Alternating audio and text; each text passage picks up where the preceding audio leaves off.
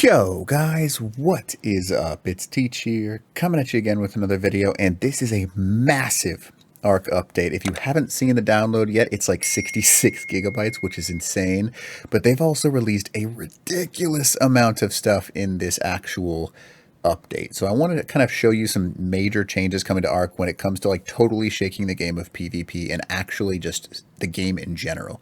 So some people are going to look at these and don't really care too much, and that's fine. Some of this stuff is crazy. So if you haven't seen it yet, here's some of the notes on it. So I'm going to go ahead and, look at this right now. But just so you can see, so the big things, blood stalkers. Now, reduced the damage for piercing by 20%. That's a lot. Blood stalkers were kind of the meta for quite a while. And it's kind of definitely going to need a change. And here's a crazy one. 20-second immunity buff from being webbed by a blood stalker again. That's a lot. So if you get, picked up once, you're not necessarily going to get picked up again, which is awesome. And then this is also huge. No longer unequips players' melee weapon when webbed. Now, ranged weapons, that means they're still going to get rid of them. So you're going to have to pull out a ranged weapon, but still, that's kind of nice. Now, this is another wild one. Wyverns. Reduces the HP gain per level by 20%. That means you can no longer have tanky wyverns, which means they're basically going to turn into glass cannons, which is pretty neat. Now, that being said, they dropped the lightning wyvern beam attack by 20%. That's a lot. Yeah, a lot, but oh well. So they buffed the fire wyvern right click. That is huge. Huge. Fire wyverns are going to be massive. This is huge. Fire wyverns, be excited because they're going to do so much more damage. Like a ton. So hopefully that's something that you're looking forward to. Now, right here you can see, unless mounted by a rider, void worms no longer do, or void wyverns no longer do the attack. They were called void worms. They must have got that wrong. But you can see right here, base drag weight to match crystal wyverns, so they behave similarly. Items in considerations such as net ammo, can now be netted. Basically, you can net these things. That's pretty much the big thing, which is huge. That's a huge defensive benefit. Even though wyverns were already super squishy because you could just shoot them out of the sky. You can now net them and take care of them that way when someone tries to pick you or do something like that. So that's pretty awesome as well. Now, this is also a big one. Now targetable by Plant X, the Noglin is, and then it takes reduced damage from Plant X when attached to a player. So you can actually still get in some. I've seen some hilarious clips of people getting each other's bases. Now, another one. This is huge. Net ammo. Increase the durability usage on a harpoon gun. So basically, every time you shoot, it's going to cost you much, much more. And also increase the weight of them because these were being used on a ridiculous scale because they are so much better than bolas. They shoot bigger things, and you can carry a ton of them, which is awesome. But that being said, they've kind of changed that just a little bit, so hopefully they get rid of it. But, we'll see. I mean, they totally nerfed the crap out of it. Mammoths. Prevented being dismounting when you are buffed by the mammoth. That's crazy. So you can't be dismounted from your creature while you're buffed. That is a huge buff. So mammoths and those wyverns, the fire wyverns, are stoked for this one. And then, if it wasn't enough, Mammoth War now gets 40% damage mitigation when you're drumming. That's kind of awesome too. Now Shadowmane, they kind of, how do I say this properly? They pretty heavily nerfed the living crap out of them. So you can see, reduce the stun attack by 40%, increase the holding spacebar distance by 20%. So they actually increase the distance you can go, but reduce the jump. Now, then you can see, you can maximum of, so how many targets you can actually chain stun? 15. So they kind of destroyed them and buffed them into oblivion. So they're not just going to one tap you, but they can just do ridiculous amounts of speed attacks, which is awesome because chaining to 15 different targets is huge. Now, that being said, increased cooldown for teleport to 15 seconds. So it's actually something that's going to take a little bit more time. So they buffed the crap out of it, but they also nerfed the speed. And then you can see that each target added increases the cooldown by 2 seconds rather than 1 second, increasing the length of the immunity buff after a player has been stunned for 30 to 50.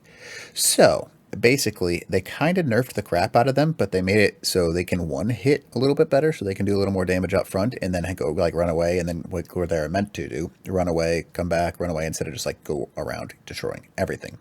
And then the armor reduced per level by 35%, so that max armor is going to drop heavily. Now another one. Global Stun Immunity buff. So the following dismounts will now respect an overriding dismount immunity buff when the effect is created by the following creature items: Void, Wyvern, Shadowmane, Netgun, Flashbang. Yeah, now that's a lot. That's a lot to take in. If you didn't quite catch what I was talking about there, the following dismounts will now respect an overriding dismount immunity buff. So basically, if you're having something that is going to have a buff that you can't be dismounted, these things are also going to be affected by that, which is pretty huge. Makes it so dismounting is a little bit more difficult. So wyverns and things like that, when you do get picked off your tame, you can actually stay on it for a little while. Now the next thing, miscellaneous balancing. This was an issue on some PvP servers where exomechs were filling turrets that they have already recently fired. So it's like they're basically, you're just able to free fill turrets, which is not necessarily easy. This is huge on aberration servers. Look at that.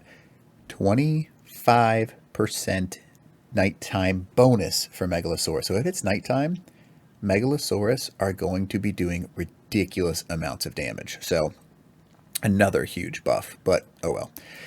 I still think it's not going to be that huge because people really don't like playing on Aberration, except for me. I love Aberration. Now, increased tech turret HP by 100%. Some people that are like, you know, they love those tech turrets. Yeah, that's your fancy day right there, because you should be stoked. Tech turrets are amazing, and that it means that they can actually tank things now instead of being super squishy in some cases. So you can just place them pretty much anywhere safely now, which is huge. Now, there's some also basic stuff right here, which is still big stuff. Increase the stats on an industrial grinder for a 60 to 120, so you can actually grind a ton more. The tech cloner register range by 3 times. So I don't know if you were like me. When you tried to use the tech cloner, it didn't work because you had to have it dead center, which means now you can kind of have it somewhere on the actual cloner itself, which is huge. Now, this is kind of big. They nerfed the crap out of the tech surveillance console to 5 total from 100, so that sucks. Display the HUD while holding H with tech gloves equipped. Displaying player location and upload timer. That's pretty cool. So if you add that to your, while you have your tech gloves on, that's a pretty neat little feature, but oh well. And then this one's going to be interesting. Magmasaur's smelting output is 100% faster, because they were originally meant to be a tame that could actually smelt, and that would work pretty awesome in that way. But, you know, oh well. Now, I want to mention something. Enabled auto harvest on Ankylosaurus. You can now do solo metal runs if you have a Carcinos, or Carcinos, whatever you want to call it. These are huge changes, like massive changes that they're changing on this. Enabled breeding on Achatina, enabled breeding on Rock Drakes. Are you kidding me? That is 2 massive tames. Rock Drakes and Achatina can now breed, so you don't have to like get millions of Achatina. And if you've got a good stat Rock Drake, oh my goodness, you got to be kidding me. Like, these are massive game-changing things. Arc has gone and just changed the meta of Arc with this. Like, this is huge stuff they're changing. Fix some exploits, obviously. You can see this. Tech Striders and mechs were not able to regain health and stasis. Mech modules would lose durability when released from the cryopod. 2 admin commands, drain water and drain food. Those are interesting, only useful in some cases. You can see this one's huge, but this is more useful for like building the servers and stuff like that.